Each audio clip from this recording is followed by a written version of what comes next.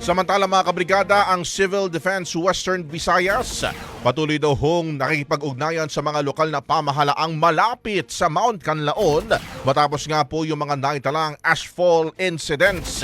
Brigada Kath Austria, i-brigada mo! Brigada Live Report. Patuloy na nakikipag-ugnayan ng Office of Civil Defense Western Visayas sa mga lokal na pamahalaan na malapit sa Bulkang Canlaon. Kasunod ito ng ashfall na naiulat sa Barangay Ilihan, Bagos City sa Negros Occidental kahapon.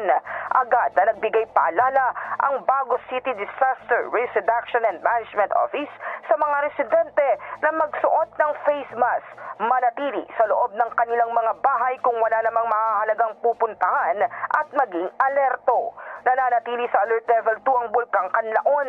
Patuloy ding ipinagbabawal ang pagpasok sa 4 kilometers radius ng Permanent Danger Zone at ang paglipad ng anumang aircraft malapit sa tuktok ng bulkan.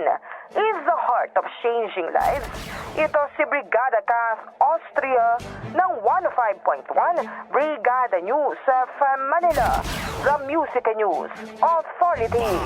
Bagong Brigada Balita Nationwide.